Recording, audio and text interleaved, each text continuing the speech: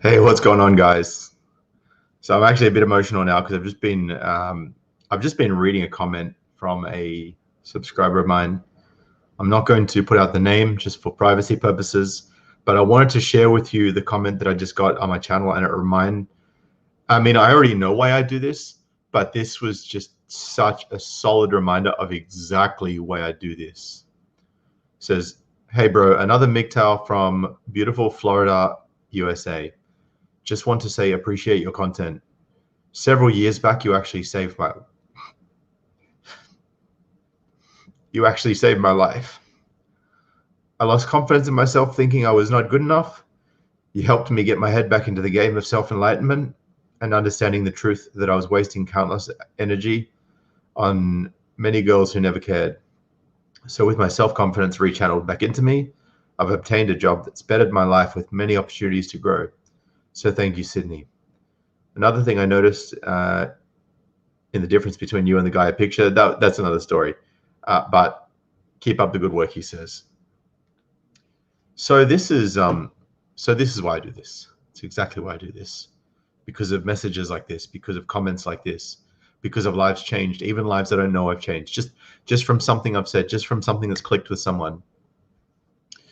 And I wanted to share with you guys a few things, because we often get told that we have toxic masculinity, that, you know, men don't cry because of toxic masculinity, because we're sticking to patriarchal notions that we have to be strong and tough and never cry. And, you know, whenever I see all of these things that women tell us that we should do so that we can be in a better headspace, it's always like, oh, you need to learn how to cry. It's like, we know how to cry. We're just not going to cry unless, like, we're literally emotionally touched, like really emotionally touched, or unless we are really emotionally overwhelmed. Those are the two times that you will see a man cry. And it's not because of society, it's biology. We have to be stronger. We have to be, you know, more able to cope. And yes, particularly in today's society, that involves us bottling things up more than we should reasonably have to. But it's just the reality of the situation. If we want to maintain relationships, if we want to, and in fact, I'm going to put a link to a video, to a YouTube video that Human did. I have a huge amount of respect for Human. For those of you guys who haven't seen him, please go and check out his video that I'm going to link below after this live stream finishes. It is an absolutely brilliant take on exactly what happens when men reveal their emotions to women. And that's exactly why we don't reveal our emotions to women. And that's exactly why it's mostly women that say that men don't cry, because they never see a man cry, because we know what the implications of crying in front of a woman is if that woman is someone that we're emotionally connected to. I can't tell you the amount of times I've seen on TV even, you know, high profile women talking about how they lost respect for their man after they saw him cry. How after he lost a fight, they lost respect for him. They're not attracted to him anymore. And we know this. We know that this happens, and this is why we avoid being emotional in front of women. And look, you know, there's some guys out there, even some of you listening, who have got partners and you're able to be emotional for the right reasons in front of them, and they think it's cute and they think it's sweet. But guys, do not let yourself be vulnerable in front of a woman.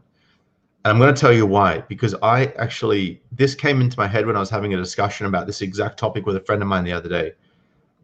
I want to quote this verbatim, because what came out of my mouth, I literally stopped halfway through saying it and I went, holy effing shite. This is just everything that I've been trying to say. And it is this: I'm not going to be vulnerable in front of someone who can use it against me. Boom. That's why men don't cry in front of women. I even saw a video the other day. It was a podcast. And this guy was talking about how he'd cried when this situation happened. And it was a very justifiable situation for him to be crying in that situation. That kind of was a little bit special, that sentence, but you get what I'm trying to say. I appreciate you. And he explained about when he got really emotional, when he was going through tough times, when he was going through depression. And one of these girls were like, oh, I want to see you cry. Next time you cry, can you video record it? I could see in his eyes, he's like, no, I can't.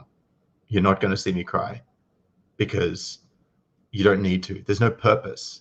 Like, there's no benefit to that man for her to see him cry other than her getting entertainment value that she can get off TV. So there's that. MGTOW Live says he only cried when he lost his savings.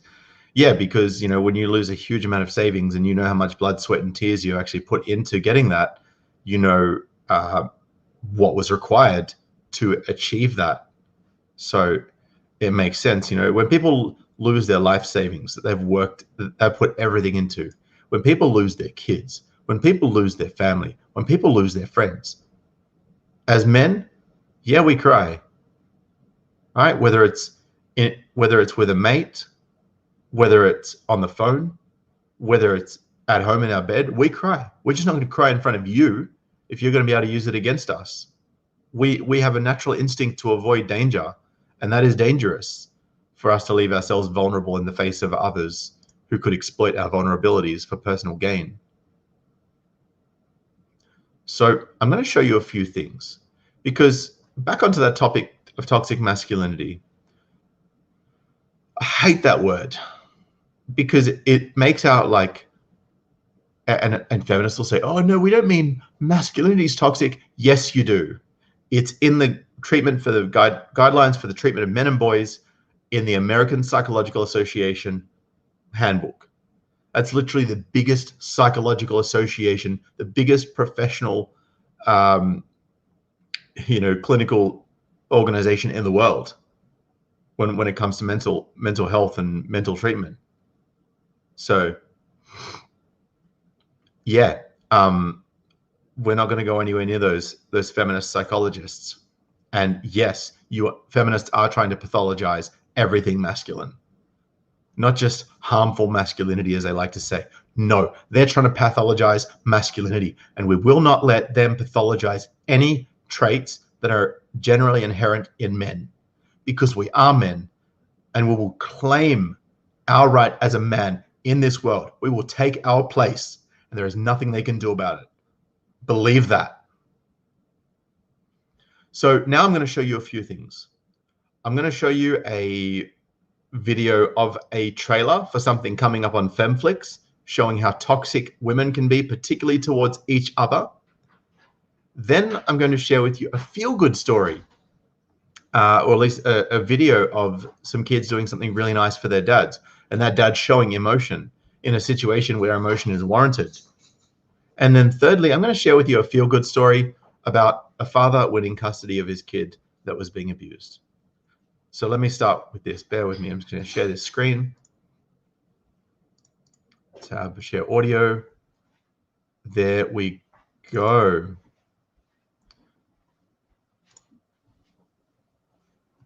Don't you pay attention to the news? They want to destroy our way of life, Mum. I'm only protecting us. With respect, your opinion's garbage. That's a problem with free speech. Great idea till... So a mother telling her kid that her opinion is garbage. Who tells their kid that their opinion is garbage when they're trying to have a nuanced discussion? You realize it applies to everybody. Mum, it's... Great idea till you realize it applies to everyone. Yeah, kind of like, holding a certain group of people accountable and not others, and then having to apply it to everybody. And look at that shirt that's being worn. World's smallest pussy. What kind of a message is that to send to your daughter?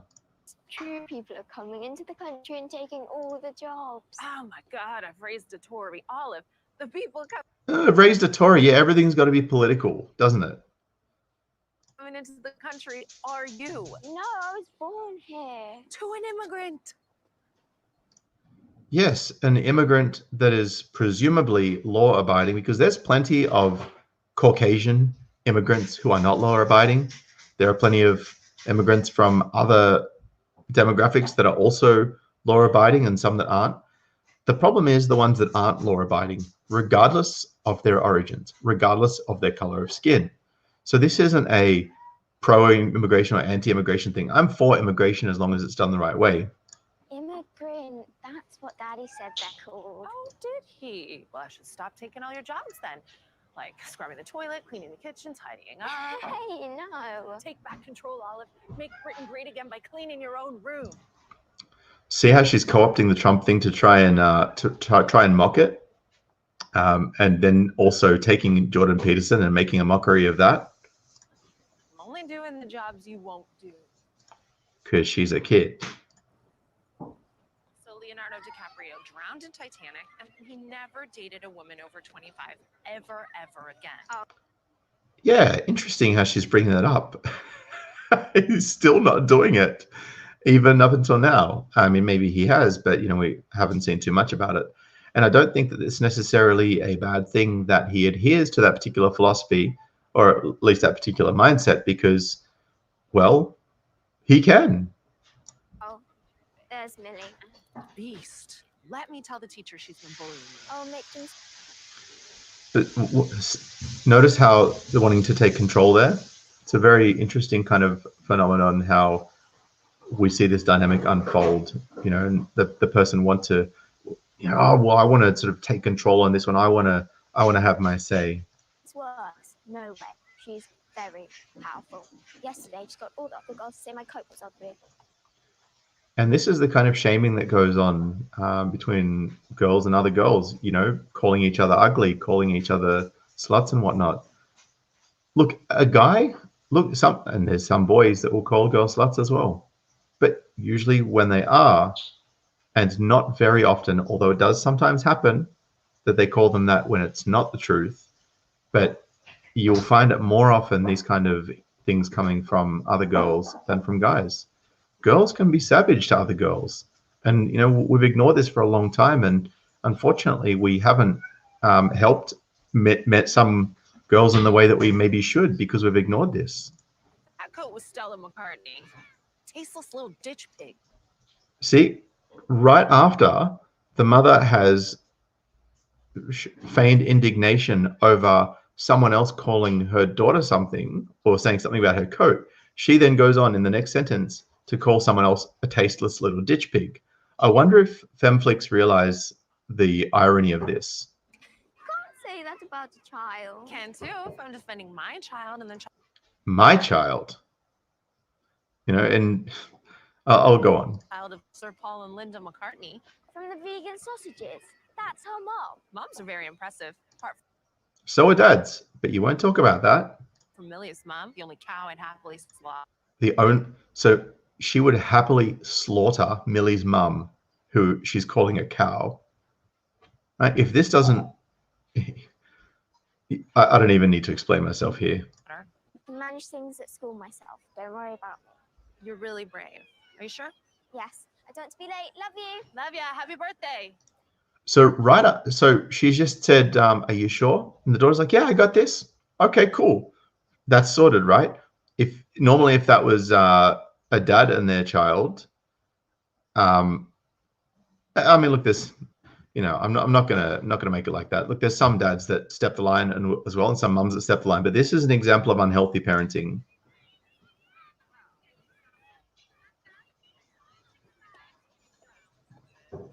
Excuse me, Jane.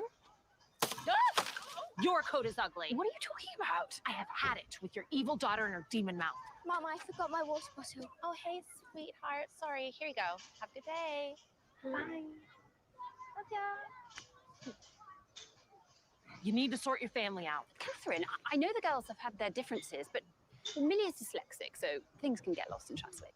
Making excuses. Millie is dyslexic. Making insults.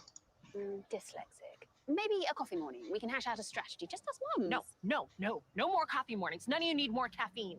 It would be easier to solve these problems if you were just generally a little bit more involved with the PTA. Shaming. Maybe you could. Patronizing. Maybe I could fuck your man. Boom. There it is. There it is. Plain and simple. This is the revenge tactic. I beg your pardon. Yeah. I will come for your man every day of the week until you are able to have some meaningful conversations about empathy in your home. The person with absolutely no empathy saying that she's going to come and sleep with someone else's partner until that person who has the partner can have some meaningful conversations about empathy.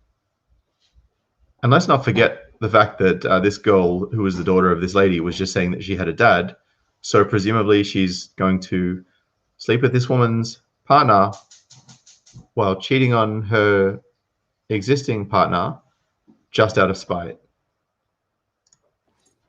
It is not that hard to be a decent fucking mom. Oh, that's something you're right about. But apparently it is a little too hard for yourself. So now that I've got that toxicity out of the way, I'm going to share a feel-good story here that I feel much nicer about sharing. Here we go. There it is. Now, here we go. My dad has worked multiple jobs his whole life to support our family of 8. He's always made sure we had everything we needed, even if that meant he had to hold off on his dream truck and drive an old beat up pickup truck. Today, I surprised my dad with it. So this is an example of the kind of sacrifices that we see time and time and time and time and time and time again, dads making over and over and over. It's almost boggles the mind that people still haven't clicked to the fact that this is what being masculine is all about. You know, this is why we need to tough it out for our kids. This is why we need to tough it out for our family. This is why we just, you know, head down and bum up and deal with it. This is why it's worth it.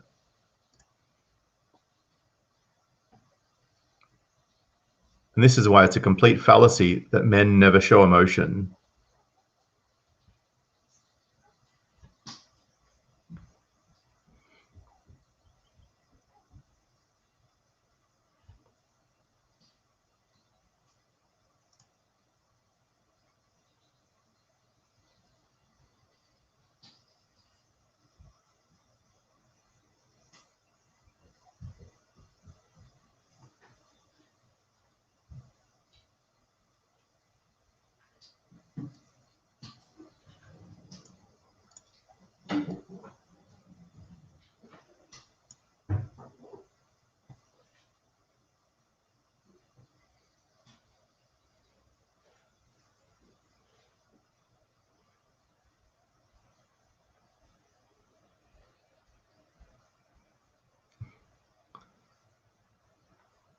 What a guy.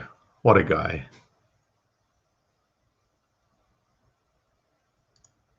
I love that. I love that. I've got a comment here. Say nothing to anyone about your mental health. They can fry your brain without due process. Look, they can fry your brain without due process, but I wouldn't say nothing to anybody. And I'm going to explain what I mean. And there's a comment here also says, I cried in front of a girl and she dumped me after, so I won't do that again. And I guess this is what I was mentioning before.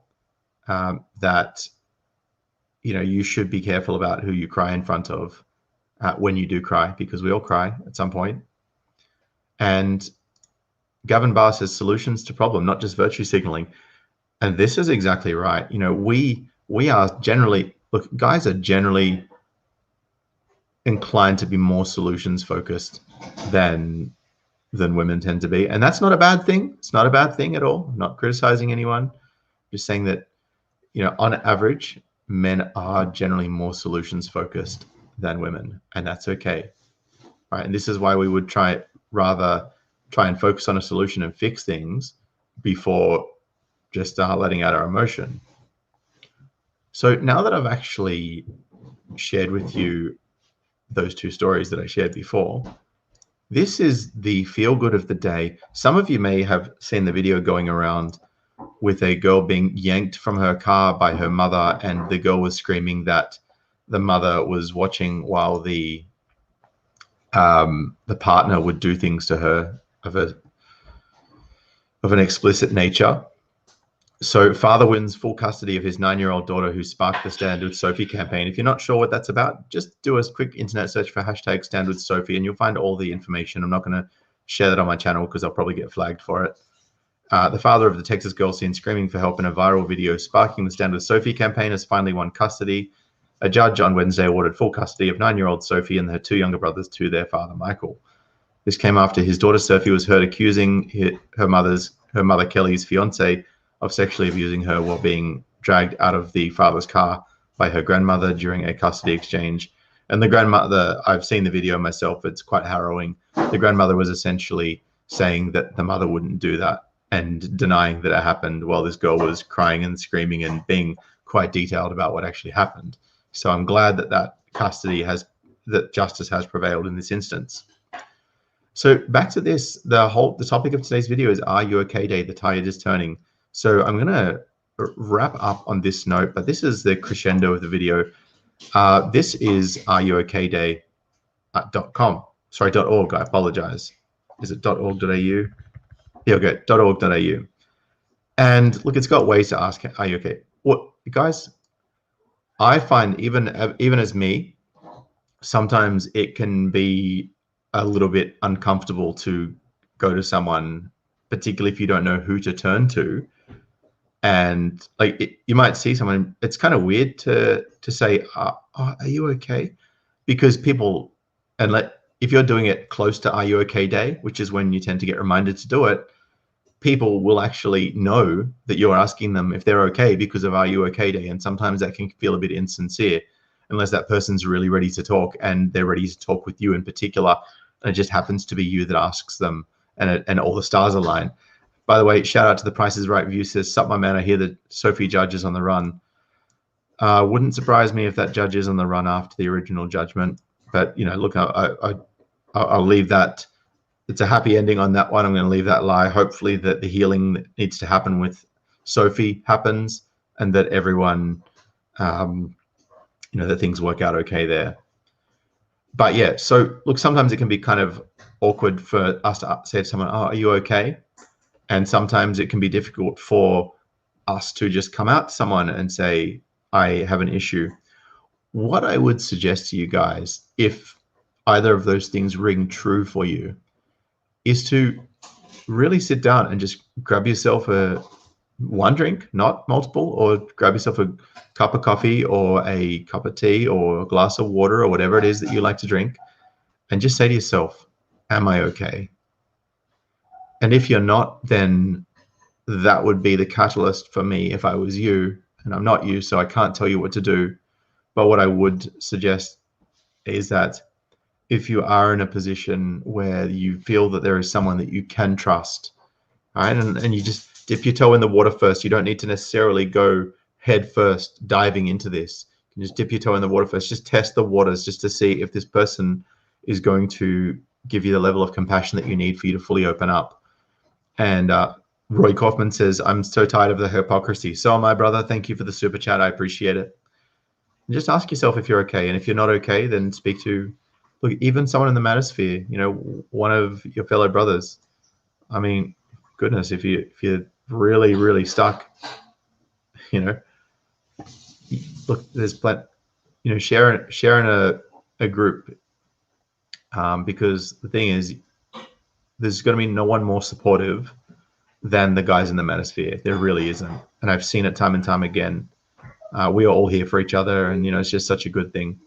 Anyway, guys, I am going to bounce. I'm going to hop out of here for now. I hope you've enjoyed this video. I hope that advice was helpful to you. I hope that if any of you are going through something, that this does trigger you to get help from someone that is not going to take advantage of your vulnerability, that you're going to be able to connect with someone that you trust, and that it's going to catalyze the start of an upward trend for you in your life. So anyway, guys, I'm out of here for now. I appreciate you. Thank you so much for being here. Make sure you smash this thumbs up. Make sure you share this around. And if you see a friend of yours, even when it's not Are You Okay Day, where they just don't see themselves, just be like, hey, man, look, you don't see yourself. Is everything all right? And, you know, 9 times out of 10, they're going to go, yeah, everything's fine, because that's what we tend to do, right? But just be like, okay, look, you know, I only ask because I noticed that I just don't feel like you're quite yourself at the moment.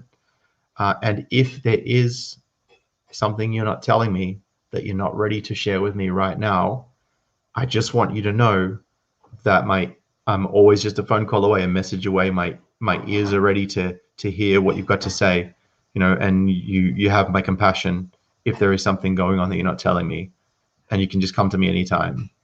And the amount of people that you'll find that will actually come to you later and be like, you know what, there was actually something going on, and I'm not okay.